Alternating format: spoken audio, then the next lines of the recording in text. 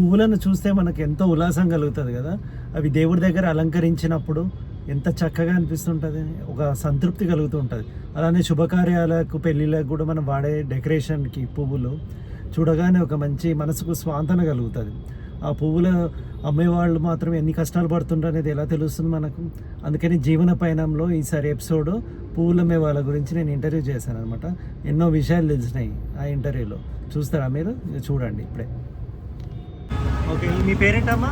నా పేరు చెంచమ్మ సార్. చెంచమ్మ. ఇది పూల వ్యాపారం ఎన్నాళ్ళ నుంచి చేస్తున్నావమ్మా? 30 సంవత్సరాలు సార్. ఎన్ని? 30 సంవత్సరాలు. బాబా, అంటే మీకు యుక్త వయసులో ఉన్నప్పటి నుంచి ఇదే చేస్తున్నారు అయితే.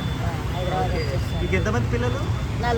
నలుగురు. మరి ఇదే నా జీవనాధారం. మీ హస్బెండ్ ఏం చేస్తారు? ఇది రెండు చూసుకుంటాం సార్. హస్బెండ్ అరటి పండ్లు, పూలు పక్కకే ఉన్నాయి అనమాట. పువ్వులు, పళ్ళు ఇద్దరు కలిసి చేసుకుంటున్నారు. ఆయన పోతే ఉప్పర్ నేను ఉంటాను. అండర్స్టాండింగ్. అక్కడ ఒకసారి మీరు ఒకసారి ఇక్కడ రెండు బండ్ల దగ్గర మీరే ఉంటారా? రెండు బండ్ల దగ్గర మీరే ఉంటారా?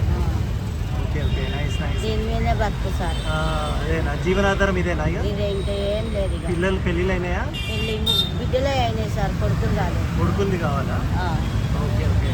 ఇది ఎక్కడ నుంచి చేస్తారు పువ్వులు? గుడిమల్కపూర్. ఓకే, మరి ఇవన్నీ వర్కౌట్ అవుతుందా మీకు? ఇవన్నీ అయితే గిరాకీ అయితే కూడా ఖరాబ్ అయితే పడేస్తారా?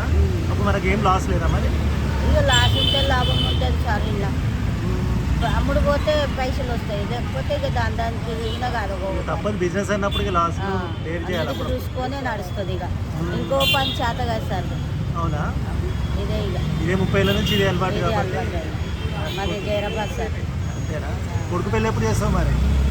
చేస్తా అంటే ఇక చూస్తున్నా, జాబ్ కావాలి కదా.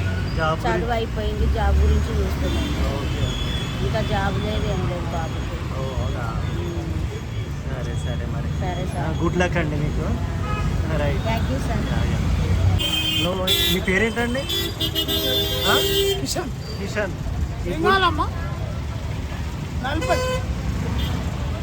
తీసుకోండి, అన్ని కావాలి ఆర్డర్. ఈ పుల వ్యాపారం ఎన్ని ఏళ్ళ నుంచి చేస్తున్నారు? 28 ఇయర్స్. అమ్మ, నీకు చిన్నతనం నుంచి? మీ ఫాదర్ కూడా ఇదేనా? ఇది ఎప్పటికీ నడుస్తుందా? ప్రతి 365 రోజులు నడుస్తుందా దీంతో? పువ్వులన్నీ ఎక్కడికి వెళ్ళి తెస్తావు ఇవన్నీ?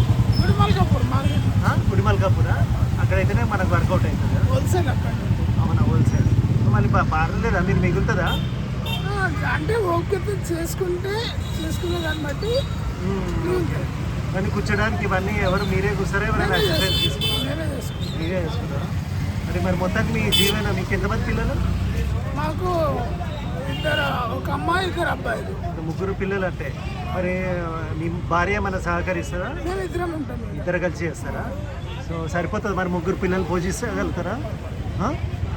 అంటే పొద్దున్న నుంచి నైట్ వరకు ఉంటాం కదా సార్. పొద్దున్న నుంచి రాత్రి వరకు 5 గంటలకి మార్కెట్కి వెళ్ళి పూలు తెచ్చుకుంటాం. ఓకే.